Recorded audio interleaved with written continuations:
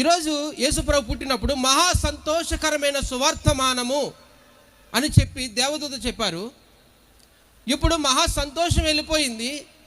సంతోషం వెళ్ళిపోయిన తర్వాత ఏమొచ్చింది? సందడి వచ్చింది. క్రిస్మస్ సందడి. క్రిస్మస్ సందడి అయిపోయింది. ఇప్పుడు క్రిస్మస్ సంబరం వచ్చింది. సంబరాలు. సంబరం ఎప్పుడు జరుగుతుంది? మరి సంబరం అనే పదం మనం ఉపయోగించవచ్చా? ఒకప్పుడు పాటలు ఎలా ఉండేవి?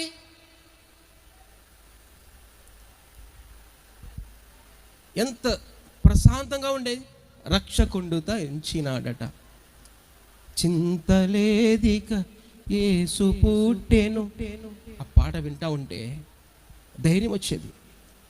ఇప్పుడు పాటలు వింటుంటే గుండె ఆగిపోతుందేమో అనిపిస్తుంది నాకు. స్టేజ్ దద్దరిల్లిపోతుంది. ప్రియ సహోదరి, సహోదరుడా, యవనస్తులు ఎంతో కష్టపడి చేశారు. ఇప్పటికి సగం అయిపోయింది టైము. ఇంకొక సగం టైంలో మళ్ళీ తీసేస్తారు, అయిపోతుంది. ఈ డేట్ కోసం ఎంతకాలం ఎదురు చూసాం మనం. చిన్న బిడ్డలు వాక్యం చెప్తా ఉంటే సండే స్కూల్ టీచర్ ఎంత కష్టపడే పిల్లలకి వాక్యం నేర్పించుంటారు. అంటే ఈ క్రిస్మస్ జరగడానికి ఎంతోమంది కష్టపడితే కానీ జరగలేదు. కానీ ఈ సంబరం ఈనాటితో అయిపోతుంది. ఈ సంతోషం ఎప్పుడైపోతే టెంటలో ఉన్నంత వరకే. నిజం చెప్పు, నీ జీవితంలో నిజమైన సంతోషం ఎల్లకాలం ఉందా?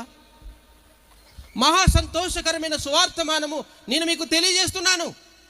అయితే బైబిల్ ఏమని చెప్పనా? యేసుప్రభు చెప్పిన మాట, దుఃఖపడేవారు ధన్యులు. మరి యాకోబు 4:9 ఏముంది? మీ సంతోషాన్ని, మీ నవ్వుని దుఃఖముగా మార్చుకోండి. అదేమిటి? సంబరం ఏమైపోయింది? సందడి ఏమైపోయింది? మీ సంతోషాన్ని దుఃఖముగా మార్చుకోండి అంటే చాలామందికి యేసుప్రభు నమ్ముకున్న వారికే బైబిల్ అర్థం కాలేదు. ఇంకా అన్యులకేం అర్థమవుతుంది? క్రైస్తవులకే, దేవుడు నమ్మిన బిడ్డలకే వాక్యం అర్థం కాలేదు. మీ నవ్వుని, మీ సంతోషాన్ని దుఃఖంగా మార్చుకోండి. ఎవరైనా మార్చుకుంటారా? ఉందా అంత ధైర్యం? కాదు. దుఃఖంలో కూడా నేను సంతోషంగా ఉండాలనుకుంటాను. అంటే సంతోషంగా ఉండడానికి నటిస్తున్నామే తప్ప నిజమైన సంతోషాన్ని మనం అనుభవించలేకపోతున్నాం. ఇదంతా విచారకరం.